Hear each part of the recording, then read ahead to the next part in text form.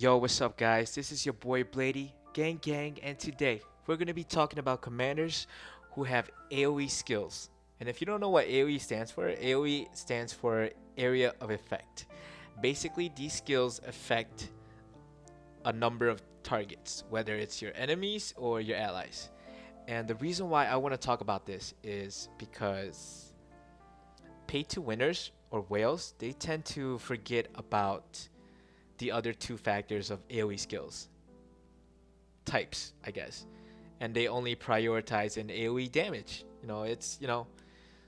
When you pay so much, obviously you're just gonna go for damage, right? Wrong. You need to consider all factors of all types of AoE skills and what they can bring to the table and how they can win you fights. Okay. Um, the first one is obviously AoE skills that do damage, and then the second one is AoE debuffs, and the third one, which is the most important, is AoE support to your allies. So every time you go out there and fight and you're sending out like either multiple troops or you're like playing with your alliance members and it's a big open battle fight, like your overall composition has to be AoE damage, AoE debuffs, and AoE support. And the reason why I say this is because you guys don't know, but I used to be a guild leader for a guild in Guild Wars 2, and we used to be number one for like a really long time. And I capitalize on big burst damage as well as group supporting and all that kind of stuff. And we call it bombing. Like my keyword is Big Max. So when my people hear Big Mac, they know that it's the big AoE everything. So I'm just gonna show you like a little clip, a little clip of what we used to do back in the days. You're gonna hear like Big Mac's on engagement, and then you're gonna see like a lot of red arrows. That's when like we down them and then just finish them off. So let's just look at what I'm talking about here, guys. So it's AoE damage, AoE debuffs, and AoE support. And guys, you see this? You see the orange icon? Like those are AoE. Those are boons or buffs. So let's look at the video here. Big It's gonna be Mac a on bitch engagement, Big Mac on engagement. Well, it's Right here, not. right here, Ring. on the tip right here, on the tip right here. Push your things like here, push your things, everything, everything, everything, light, split him up, bomb it, everything, back up in 3. No, 2 here, healing ones on me, lay down again, hold it, that's the impulsive attack in 3, 2, 1, up, move forward again, 3, 2, 1, move forward now, no, just hold it, just one to punch, that's right, good job, hold it, back it up for a second, alright, move forward, 3, 2, 1, let's go, down 2 and 3, 2, 1, down 2, mobilize up in 3, 2, 1, let's go, double forget that, again, like that, bomb attack, I'm forget at the end of the bomb attack, oh, let the dogs out,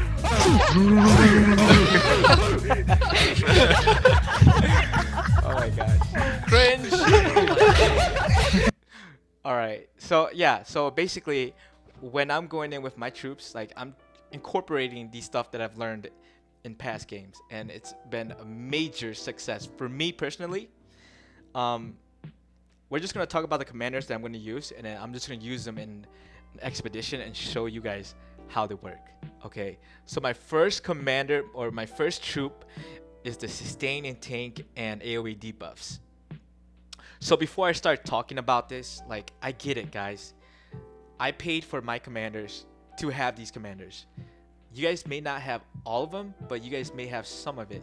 See, and that's the beauty of playing with your alliance members, because each of you guys have, some of this, some of that. So when you guys come together and you can coordinate that and make something special happen, like that's the beauty of playing online, is to be able to coordinate with your friends and your members. So anyways, my first troop is going to be Hannibal, right?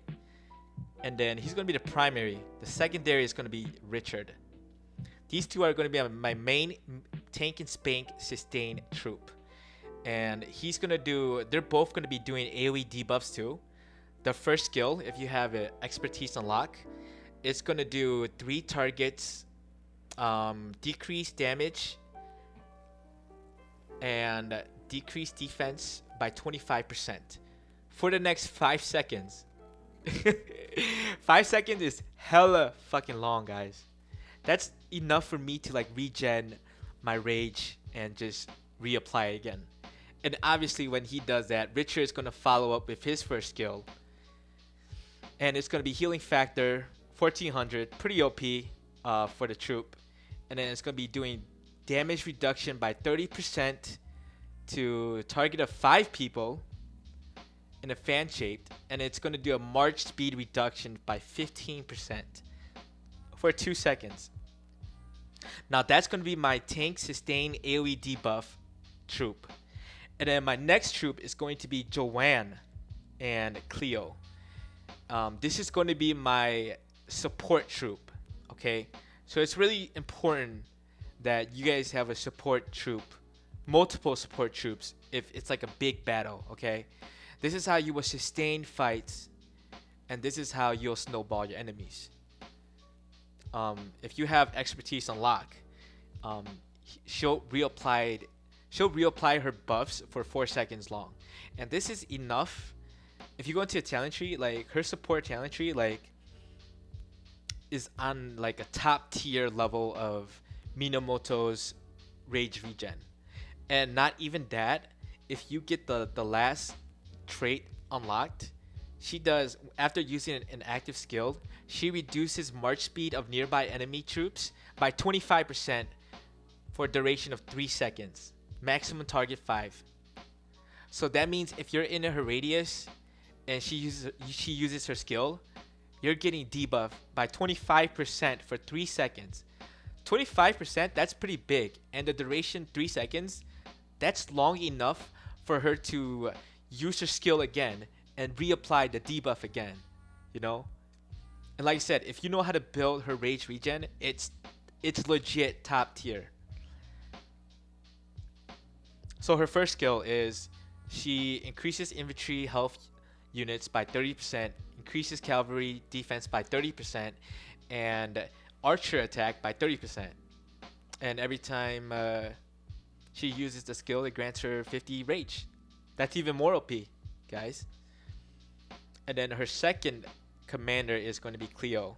And Cleo is definitely a worthy commander to be in the Joanne troop. Even though her 3 out of 4 skills are gathering, the first skill enough is OP, and it's worth putting her in the troop. Healing factor is only 400. It's pretty, average. But the fact that she applies it for nearby friendly armies, that is what makes it OP. And then, on top of that, she applies 15% defense bonus for the allies that she healed. That is hella fucking good, guys. 15% defense bonus. Think about that. Okay. Legendary commanders, their passive gives 15% defense. Oh, what am I saying? She is a legendary. like other legendary commanders, like they just give it to their troops, like 15 passive defense bonus, but she applies it for the allies. Like that is definitely legendary commander worthy and starting lineup worthy. Okay, so I'm not going to be talking about the damage commanders because you guys pretty much have a good idea. So I'm just going to go straight up to expedition. And let's try level 68. Okay, so again, it's going to be Hannibal and Richard. And then guys, remember, anytime you have a Hannibal in your troop, you have to make it a mix. So I'm going to make 5,000 cavalry and 5,000 archer. Alright, and then the next one, I'm going to make it Joanne and Cleo. Remember, that's my support team. And I'm actually going to make her more cavalry. And the reason why is because she kind of lacks on sustain. So if she has cavalry and her buffs procs, it gives 30% more defense for cavalry. So I'm just gonna experiment with that. And then the next one is going to be um the next three is just gonna be damage, AoE damage commanders. So I'm gonna make an archer one, YSG, and Kusunoki. Guys, if you don't know, like Kusunoki, his first skill, like it seems like it's low damage, but his skills overall is actually pretty OP. If you ever have the chance, like get this guy leveled up. Like he's just really OP. So it's gonna be just full out archer. And then the second AoE damage unit is going to be Sun Tzu. And I'm just gonna give him Mehmed. Cause why not? So it's gonna be full infantry because of Sun Tzu. And then whatever's left, I'm just gonna make archer. Because if he's in the upfront, if he's like on the front line or on the side hitting up troops, assuming like the enemy's got shit tons of infantry to try to counter cavalries, archer will be doing some pretty good damage to that. And then the last one is I'm gonna have the primary stay as Minamoto because one, he's my highest level, and two, he's exceptional at regenning rage. And then my secondary commander is I'm gonna put Bibers because if you have expertise unlocked, his first skill will do 1000 damage AoE to maximum target of 5, and on top of that, it's gonna reduce the target's march speed. So I'm assuming like whoever he touches, it's gonna reduce their march speed by 50% for 2 seconds. And even though 2 seconds is pretty short, the fact that Minamoto, he can like regen his rage right away, so you can like reapply it again. That in itself is pretty good. And the fact that 50% speed reduction, like that's hella OP in my opinion, even though it's only 2 seconds. If you're able to stack the 50-second with Joanne's 25%, I mean, if you're able to stack the 50% with Joanne's AoE 25%, yeah, 75% right there, easy. All right, guys, let's get it happening. I'm just gonna send him in the middle, and then Hannibal's gonna tank. Once he goes first, everyone will follow up. Like that. So I really want you guys to pay attention to Hannibal's elephant. It's gonna proc and it's gonna AoE debuff, and the Rich is gonna AoE debuff. And then look at the green words. Those are Joanne's support.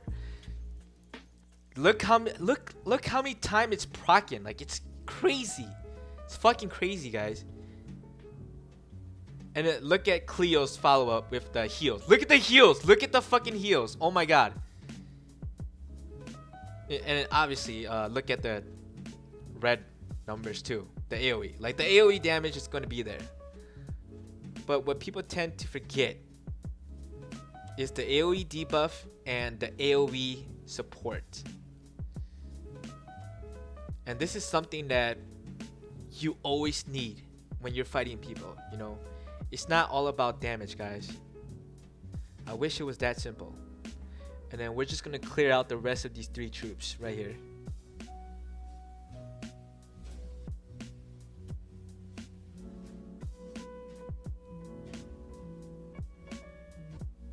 Let's look at the red numbers.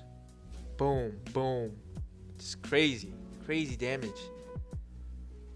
I like seeing a lot of green numbers too. That's when I know that, you know, my support troop is definitely putting in the work. So guys, remember what I said, you know, like I understand that you guys don't have these many commanders. But that's the awesome part about being in alliance, you know, because everyone must have something. It's all about coordinating your commanders and troops together and just winning the fights. That's pretty much the most rewarding part about online games like these.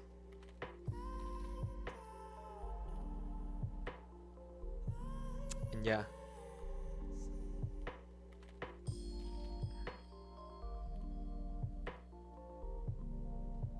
There you go, guys. Nothing much to say. AoE debuffs, AoE support, and AoE damage. Never forget any of that, and you'll win fights. I'm out.